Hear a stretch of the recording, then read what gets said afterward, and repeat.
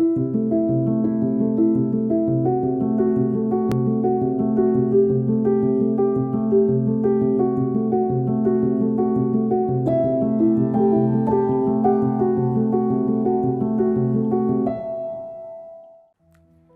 नहीं चाहता कि वो अपनी जिंदगी में खुश रहे।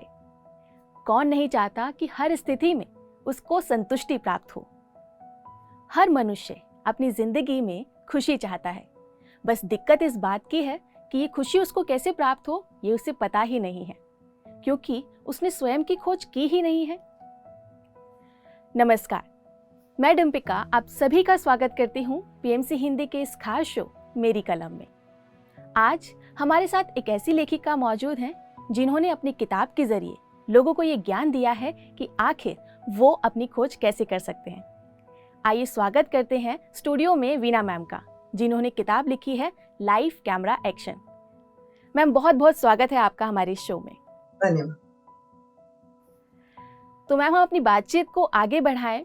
मैं चाहती हूँ कि आप बताएं कि आखिर आपने इस किताब को लिखने का क्यों एक विचार लेकर आया अपने दिमाग में। पहली बात तो ये मैं जरूर शुरुआत करना चाहती हूँ कि बहुत बहुत धन्यवाद। आप लोगों से मिलकर मुझे बहुत आनंद आ रहा है। डिम्पिका इज अ वंडरफुल लेडी। सो मैं ये कहना चाहती हूँ कि जैसे डिम्पिका ने कहा कि खुश कौन नहीं रहना चाहता है, पर 5 जनों से जो मिलती हूँ उसमें से 3 जनों को ये भी नहीं पता होता है कि वो खुश हैं कि नहीं है। और अगर वो खुश नहीं है तो क्या करा जा सकता है। वो अपने क्षेत्र में, अपने अलग अलग जो क्षेत्र है अपनी लाइफ के, अपनी जिंदगी में किस जगह उनको काम करना है, किस जगह उनको अपनी एनरिचमेंट लानी है लाइफ में, उन्हें पता नहीं होता है। तो मुझे ऐसा लगा जो जो मैं क्लाइंट्स मेरे हैं as a life coach, I am PCC ICF life happiness relationships coach. मैं स्पीकर हूँ, एनएलपी प्रैक्टिशनर, मेंटोर और अब ऑथर हो गई हूँ।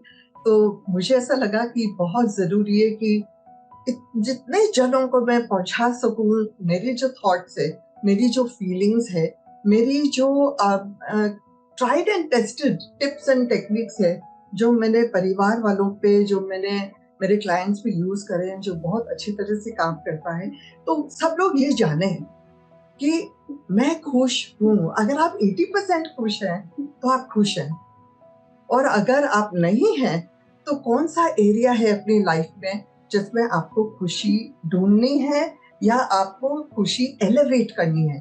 तो इसलिए मैंने ये किताब लिख के सोची, क्योंकि इसमें 5 अलग अलग क्षेत्र हैं। सेल्फ ग्रोथ है, आपके रिलेशनशिप है, आपके पैशन है, आपके करियर एंड फाइनेंस है, आपकी ओवरऑल हेल्थ है। आप झांकिए, आपके जिंदगी के कैमरा में झांक कर हम देखें कि आप क्या देख रहे हैं, क्या देख रहे हैं और क्या कर सकते हैं।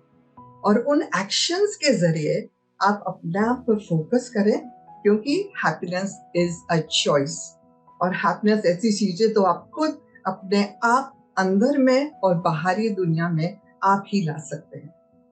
मैम, ये बात आपने बहुत अच्छी कही कि खुश रहना सिर्फ बाहरी दिखावे के लिए नहीं रहना होता है, बल्कि खुश आपको अंदरूनी तौर पे महसूस भी होना चाहिए। आपकी किताब का टाइटल बहुत ही रोमांचक है, बहुत ही आई कैची है, लाइफ कैमरा एक्शन, जिसको देखकर ही लगता है कि आप अपनी लाइफ में कोई एक्शन लीजिए और खुश रहिए। आपको ये टाइटल क्यों सूझा? वो टाइटल तो, पहली बात तो मेरा बैकग्राउंड थोड़ा परफॉर्मिंग आर्ट्स में भी है। So you see like lights camera action, तो मुझे लगा अपनी लाइफ में अपने वही कैमरा के जरिए अपने झांक कर देखें और उसी में से सोच समझ के अपन पहले समझे एनालाइज करें, फिर अपन जाने। कैमरे के जरिए अपन लेंस में से देखकर हम जाने क्या हो रहा है और फिर उस पर एक्शन लें। तो मुझे ऐसा लगा कि ये बहुत इंटरेस्टिंग एक लाइन लगी मुझे। और फिर मैंने क्या किया, किताब के अंदर भी हर चैप्टर में एक विलन है, एक ट्रेलर है, एक मतलब कैमरा के सीन्स हैं, क्लाइमैक्स है। तो मुझे खुद को ही अच्छा लग रहा था कि इस तरह से मैं करूं तो शायद पढ़ने वाले को और भी इंटरेस्टिंग लगे। तो फोकस स्पॉटलाइट ऑन यू, तो इसलिए मेरा नाम, इसलिए मैंने इस तरह से चुना कि life camera and action, all about life lessons and how you can enrich each area of your life. तो मैम, जब आपने ये किताब लिखी तो क्या आपने अपने इस किताब को लिखते समय या आपके दिमाग में ख्याल था कि ये मनुष्य आखिर दुखी क्यों है? मनुष्य दुखी इसलिए है कि वो अपने आप को दुखी मान लेते, क्योंकि आज हैप्पीनेस एक स्टेट ऑफ बीइंग होना चाहिए। अपने लाइफ में उतार चढ़ाव तो हमेशा ही होंगे। तो मैं एक एनालॉजी के जरिए मैं समझाती हूँ, मैं कोशिश ये करती हूँ मेरी किताब में कि कॉन्सेप्ट ज्यादा समझे। टिप्स और टेक्निक्स तो है ही, तो एक कॉन्सेप्ट में फटाफट एक बताना चाहती हूँ जो मुझे खुद को बहुत अच्छी लगती है, और मैंने बैठे बैठे विचार किया और मुझे ऐसा लगा बहुत इससे फायदा हो रहा है लोगों को। तो मैं एक स्कूटर पे हूँ और मैं सामने चला रही हूँ स्कूटर को, तो मेरे सामने मेरा विजन है, मेरा मिशन है लाइफ में, मेरा पर्पस है लाइफ में। अब हैप्पीनेस क्या है? उतार चढ़ाव तो जिंदगी में हमेशा आते ही रहेंगे। आज ये प्रॉब्लम है, आज पैसे नहीं है तो कल घर नहीं है, तीसरे दिन शायद बच्चे अच्छे से पढ़ाई में अव्वल नहीं आ रहे, जो भी है। हर आपको रोज कुछ ना कुछ एक कारण मिल सकता है ना खुश होने का। तो आपके जो भी प्रॉब्लम्स है जो आप ठीक कर सकते हैं या नहीं ठीक कर सकते हैं, उसको हैंडल करना, उसको आप अपनी साइड कार में रख दीजिए।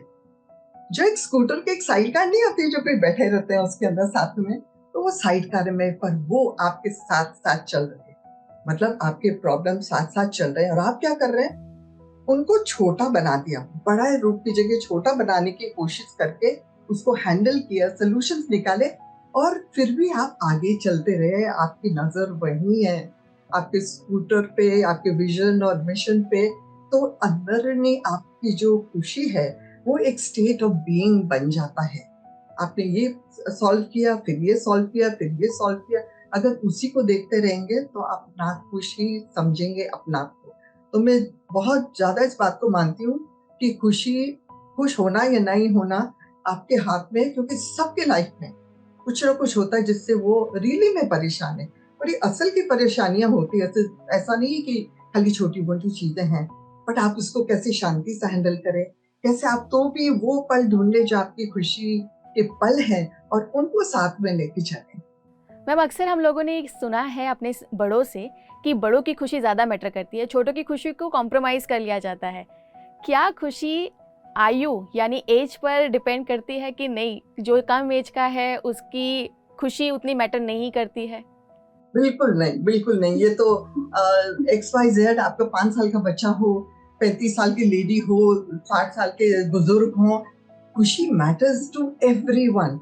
बट सबसे ज्यादा खुश बच्चा वो 5 साल का इसलिए होता है क्योंकि उसको जानकारी इतनी नहीं होती है, वो इतने टर्मोइल्स, इतने इमोशनल टर्मोइल्स के थ्रू गुजरा हुआ नहीं होता है, तो वो सबसे ज्यादा अपने आप को खुश महसूस करता होगा। बट खुशी चाहे आप टीनेजर हो चाहे बड़े हो, क्यों नहीं इम्पोर्टेंट है, इट्स इक्वली इम्पोर्टेंट। तो बड़े खुश हैं ये तो अपने को देखना ही है, पर छोटे भी खुश है कि नहीं, हम खुश हैं कि नहीं। अगर हम खुश होंगे तो हम ज्यादा खुशी फैला सकते हैं। तो बेसिकली अगर मेरा कप भरा हुआ है और ऊपर ओवरफ्लो हो जाता है, तो ही मैं फिर वो खुशी ज्यादा खुशी से बांट सकती हूँ। ऐसे नहीं मैं बड़ों को खुश रखूंगी, करूंगी, मेरे को जो करना है मेरा फर्ज है, एज ए औरत, एज ए बहू, एज ए बेटी मैं करूंगी। पर मैं कुट करके करूँ, नाराज होके करूँ, ये सोच के करूँ अरे मेरे लिए तो टाइम मिला ही नहीं, मैं तो ये कर ही नहीं सकती, इनका ही करना पड़ रहा है, तो उसमें क्या आनंद, राइट?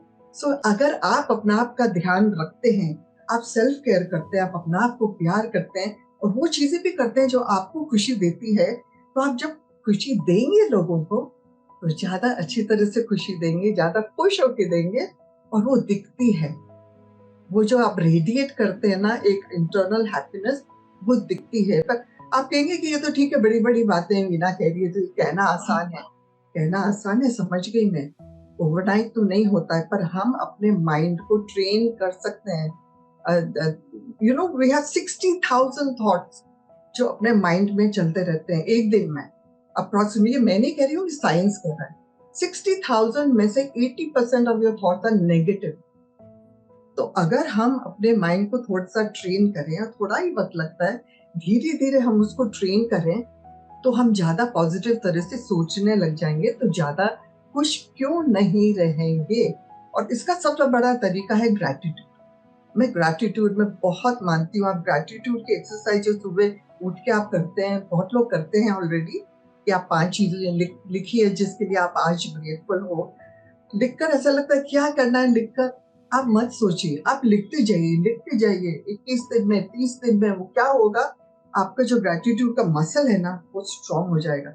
और स्ट्रांग होने से क्या होगा, कुछ भी स्थिति आई, कुछ भी सच आया आपके सामने, तो आप उसमें अच्छी चीजें देख पाएंगे और आपको पॉजिटिव भी पहले नजर आएगा, नेगेटिव बाद में नजर आएगा, पहले नहीं आएगा नजर।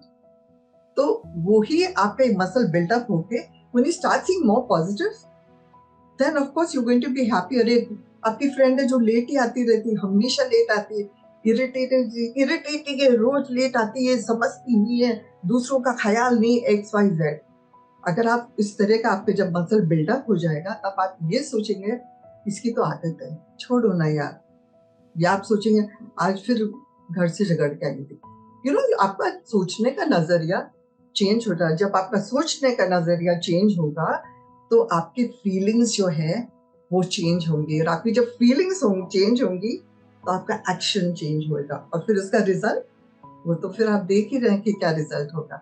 सो these are just small examples of what we can do, मतलब क्या हम कर सकते हैं, पर ये छोटी छोटी चीजों में बहुत सार है। इन छोटी छोटी चीजों में मुद्दे की बातें हैं और अंदर से आपके अपना आप को बेटर होने लग जाएगा। अब मेरे चेहरे पे मोस्टली 100% तो नहीं, थोड़ी सी स्माइल रहती है। तो मैं ऐसी नहीं थी पहले, वो स्माइल क्यों रहती, क्योंकि वो मेरा अब हिस्सा बन चुकी है, क्योंकि मैंने इस पे प्रैक्टिस की है। मैंने यही सोचा है मैं बहुत अच्छी हूँ, मैंने कल गलती करी ना वो कल नहीं करूँगी, बट मैं बहुत अच्छी हूँ, मैं अमेजिंग हूँ। I look in the mirror, सुबह उठकर मैं कहती हूँ अपने आप को कि मैं कितनी सुंदर हूँ, मैं कितनी अमेजिंग हूँ, मैं कितनी खुश हूँ। तो उससे क्या है, मेरा दिन जो शुरुआत है इट हेल्प्स मी, तो आप हैप्पी होने में आपको हेल्प करता है। तो ये तो टॉपिक ऐसा है, सॉरी हम तो कुछ कहते ही जा सकते हैं, बोलते ही जा सकते हैं इसमें, but I truly believe in it, I believe in it. तो मैम जैसा कि आपने कहा कि अपने आप को खुश करना सबसे ज़्यादा इम्पॉर्टेंट है, सेल्फ लव करना यानी कि खुद से प्यार करना बहुत इम्पॉर्टेंट है। तो क्या ये ऐसा है कि जब तक कोई इंसान खुद से प्यार नहीं करेगा, खुद को खुश नहीं रखेगा, तो वो सामने वाले को भी खुश नहीं रख सकता? नहीं, वो खुश रख सकता है सामने वाले को, बट उतनी खुशी से नहीं रख पाएगा। ओके, और आप अन्याय क्या कर रहे हैं, अन्याय सिर्फ सामने वाले पे जो होता है वो नहीं होता है, आप अन्याय खुद पे कर, आप अन्याय खुद पे कर रहे हैं। अगर आप ऐसे हो जो आप किसी को ना नहीं कर सकते हो कोई भी चीज के लिए, आप हमेशा डोमेस्टिक वायलेंस चलती है, आप उसको सहन करते जा रहे हो, और फिर भी उसके लिए मतलब सब चीज जो उससे जो आपके आदमी खुश हो वही चीज आप करते जा रहे हो उनके लिए, और ये आप झेलते जा रहे हो। What are you doing? आप अपने आप पे अन्याय कर रहे हैं, आप अपने आप को खुश नहीं रख रहे हैं। आप अपना स्टैंडिंग रखोगे तो सामने वाला उतना ही ज्यादा रिस्पेक्ट करेगा। रिस्पेक्ट भी आपको तभी मिलेगा जब सामने वाला को ये समझ में आ जाएगी कि this girl will not take nonsense. Okay, हम गलत चीजों के लिए नहीं बोल रहे हैं, बट जो गलत हो रहा है उसको रोकना बहुत जरूरी है। भले आप आदमी हैं, भले आप औरत है, भले आप बच्चे हो, कोई भी हो, तो आप दूसरों को खुश तो रख सकते हैं, बट आपको वो वाली खुशी नहीं मिलेगी। और अंत में किसको खुशी नहीं चाहिए, मुद्दे की बात वही हो जाती है। क्या आप खुश नहीं रहना चाहते? आप खुशी दे रहे हैं, अच्छा कई लोगों को क्या खुशी देने में ही खुशी लगती है, राइट? तो मैं अगर मेरे पेरेंट्स के लिए कर रही हूँ, भले मैं 3 दिन खाना नहीं खाई, मुझे बहुत खुशी हो रही है करके, ग्रेट, बट आप हर चीज के लिए नहीं कर पाओगे। कुछ अमुक चीजों के लिए, अमुक जनों के लिए कर सकोगे, but you can't do it every time every day, नहीं हो पाएगा। कहीं ना कहीं तो आपका एग्जॉस्शन, आपका टायर्डनेस, आपका फ्रस्ट्रेशन, आपका मेंटल एगनी कहीं ना कहीं वो बोलने लगे। एग्जैक्टली माई पॉइंट मैम कि लोगों के पास अपने से जुड़ी हुई काफ़ी समस्याएं हैं, अपना करियर है, अपनी लाइफ है, अपने रिश्ते हैं, जिस वजह से वो कहीं ना कहीं बंधा हुआ खुद को महसूस करता है और ये भूल जाता है कि जो उसका इनर पीस है, इनर हैप्पीनेस है, वो कहीं ना कहीं वो कॉम्प्रोमाइज़ कर रहा है। तो मेरा सवाल आपसे यही है मैम कि किस तरह से मनुष्य खुद को इस तरह से जागृत करे या अपने आप को इस तरीके से रूटीन में लेकर आए कि ना सिर्फ दूसरे लोग उसके लिए इम्पोर्टेंट रहें बल्कि उसके लिए वो खुद इम्पोर्टेंट रहे। क्या प्रैक्टिस उसको करनी चाहिए खुश रहने के लिए? तो अभी अगर हमारे जो ये किताब है लाइफ कैमरा एक्शन, इसमें फर्स्ट सेक्शन सेल्फ ग्रोथ पे है। मतलब उसके टॉपिक भी सब ऐसे हैं कि आप अपने सेल्फ ग्रोथ के डायरेक्टर खुद बनो। आप अपने रिलेशनशिप को सुनहरे बनाने की डायरेक्टर खुद बनो। तो आप सेल्फ ग्रोथ के जब डायरेक्टर होते हैं तो उसमें मैंने ये कोशिश करी है, प्रयास करा है कि हर चीज में self confidence, self reliance, self management, ये 4 एक मेन चीजें ली है मैंने। तो उसमें मैंने ये लिखा है कुछ टिप्स, कुछ टेक्निक्स और कुछ केस एक्सपीरियंसेस। मेरे कुछ एक्सपीरियंसेस, कुछ केस स्टडीज हैं जिनसे आप कॉन्सेप्ट सीख सकें।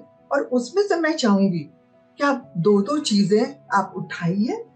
आप एक साथ 10 चीजें करेंगे तो नहीं हो पाएगा।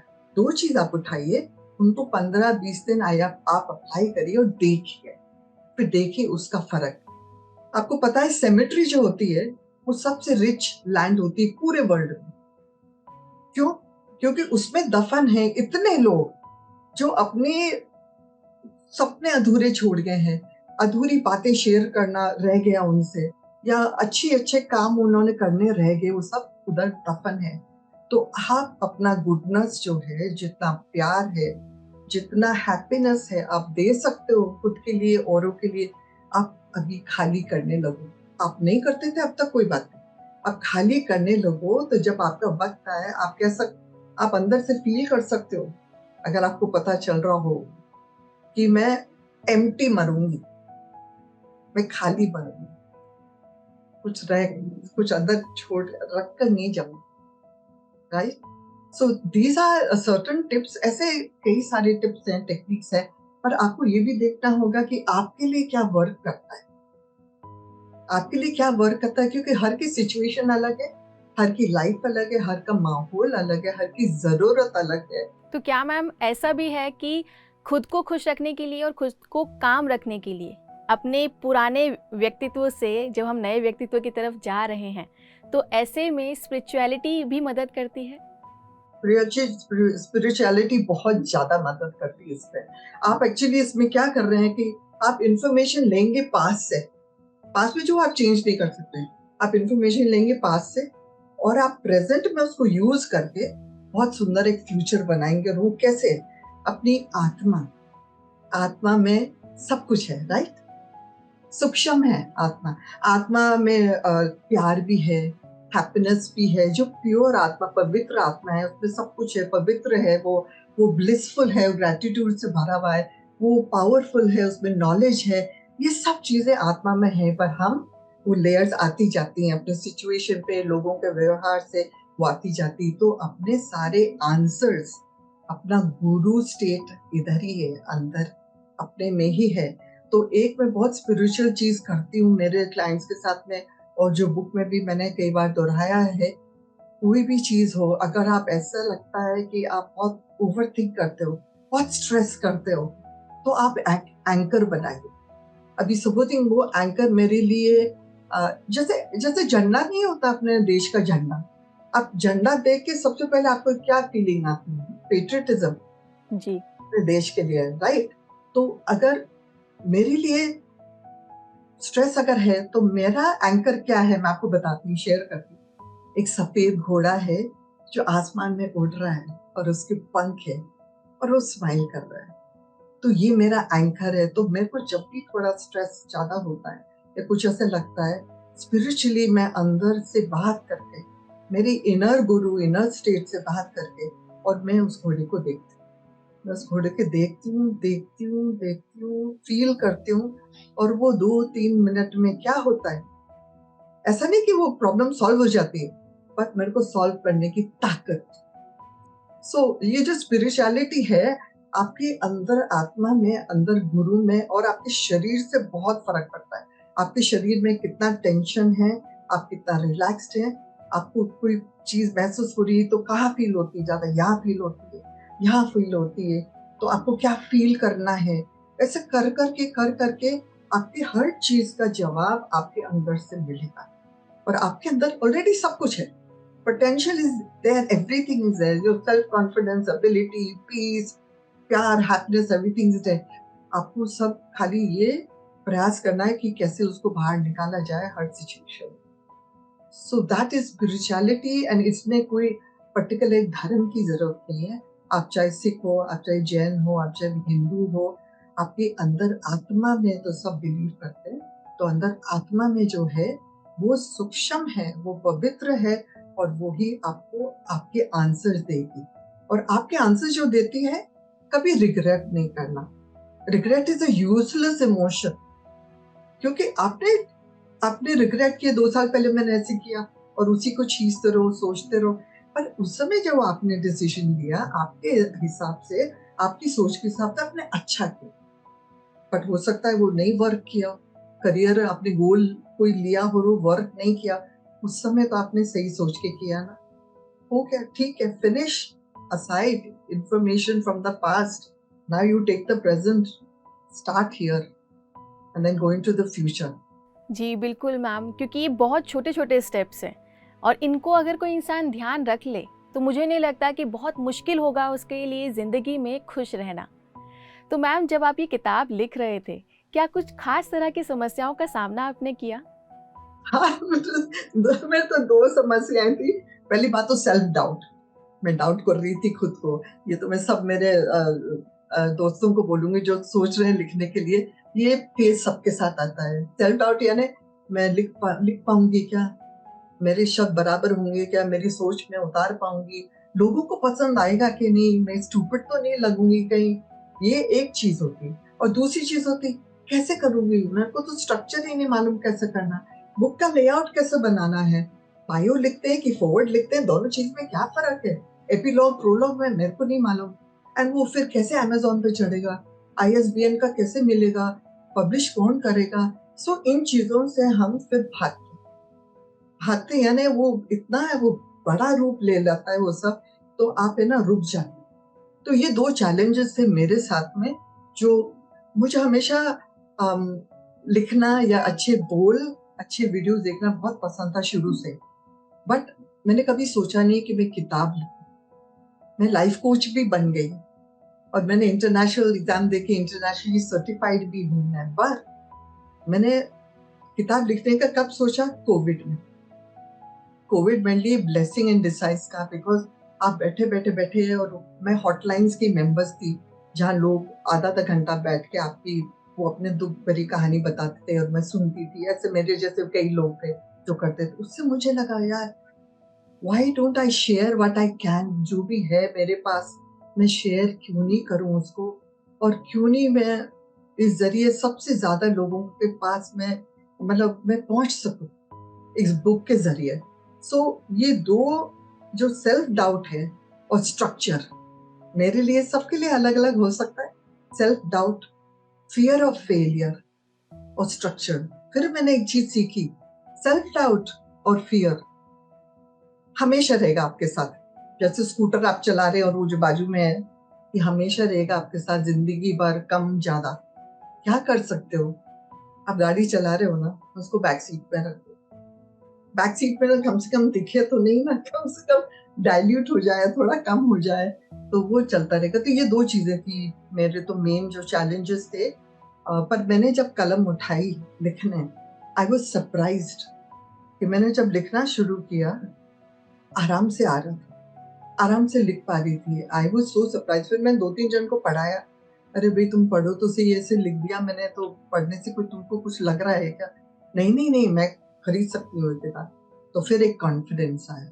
जी मैम, आपने बहुत अच्छी बात कही कि कुछ जो चीज़ें हमें लगता है कि हमारे लिए चैलेंज है, वास्तव में वही एक समय है। अगर हमने उन चैलेंजेस को बहुत ही अच्छे से ले लिया तो हम अपनी ज़िंदगी में एक नई सीख प्राप्त कर पाते हैं। मैम बिल्कुल, आपसे बातचीत कर कर यही लग रहा है कि हर इंसान के अंदर एक कॉन्फिडेंस होता है, बस उसको जगाने की ज़रूरत है। एब्सोल्युटली। तो मैम, जाते जाते मैं आपसे चाहूँगी कि आप हमारे दर्शकों के लिए और ख़ासकर उन लोगों के लिए जो किताब लिखने के बारे में सोच रहे हैं, क्या संदेश देना चाहेंगे? बुक्स लिखना और लोगों को पहुंचाना आपकी बात, आपकी सोच, ये सबसे बड़ा जरिया है to reach the maximum number of people. वो मैंने लिखने के बाद ही समझी। मैं चाहे कितनी भी कोचिंग करती हूँ, टॉक सेशंस करती हूँ, बट जो बुक्स के जरिए आप लोगों तक पहुंच सकते हो globally and with in India, तो वो सबसे बड़ी बात है। तो अगर आप में कोई भी मैसेज है आपके दिमाग में, कोई भी जज्बा है, भले वो फिक्शन हो, नॉन फिक्शन है, आपको शेयर करने की इच्छा है, तो आप दिल को खोल डालिए, दिल को खोल डालिए, दिमाग को खोल डालिए, उठाइए वो कलम एंड लिखिए। That's it. You just tell this, I am going to do it, I am going to write it. And एक टिप और, कि अगर आप लिखते हो और आपको लगता है बहुत टाइम लगता है, मेरे को टाइम नहीं मिलता है रोज करने का, आप जिस समय सोचे आपको किताब लिखनी है, आप 70% ऑफ दैट मंथ आप किताब को दीजिए, तो आपका फ्लो बना रहेगा, कंसिस्टेंसी रहेगी, आपकी बाकी जिंदगी चल रही है पर थोड़ी कम कम आप इस पे गौर करिए। नहीं तो मैं भी, मेरी किताब 1 महीने में लिखना नामुमकिन है, but because I put everything else 30%।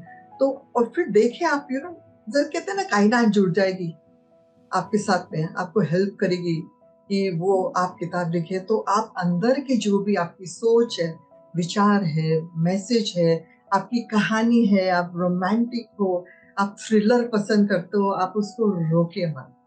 और बड़ी छोटी मत सोचिए, छोटी भी किताब हुई तो it's fine, just pick up that कलम and just start writing, you won't regret it, that's my guarantee. Thank you so much ma'am, आपने हमारे दर्शकों के साथ इतनी अच्छी बातचीत करी, उनको इतना अच्छा ज्ञान दिया, इतना अच्छा मोटिवेशन दिया। और मुझे लगता है कि इस एपिसोड को देखने के बाद शायद ही किसी के दिमाग में ये सवाल होगा कि आखिर हम खुश कैसे रह सकते हैं। थोड़ा बहुत भी अगर डाउट होगा तो वो ज़रूर आपकी किताब लाइफ, कैमरा एंड एक्शन को पढ़ना चाहेंगे। आपने हमारे लिए इतना वक्त दिया, उसके लिए बहुत बहुत धन्यवाद मैम। बहुत बहुत धन्यवाद मुझे बुलाने के लिए। एंड दर्शकों, like, live your life to the fullest. There's no other way. You deserve it. Thank you. तो देखा दर्शकों, किस तरह से हम अपने जो डाउट में रहते हैं कि आखिर ये समस्या हमारे साथ ही क्यों है, क्यों हम इस धरती के इकलौते इंसान हैं जो खुश नहीं रह सकते, क्योंकि ये सच नहीं है। हर मनुष्य खुश रह सकता है, हर मनुष्य उस खुशी को दूसरे लोगों में बांट सकता है। बस ज़रूरत है तो अपने ऊपर भरोसा करने की और सकारात्मक सोचने की। आज के एपिसोड में बस इतना ही। अगले एपिसोड में एक नए राइटर के साथ आपको मिलवाएंगे और बातचीत करेंगे। तब तक के लिए मुझे दीजिए इजाज़त और देखते रहिए PMC हिंदी। नमस्कार।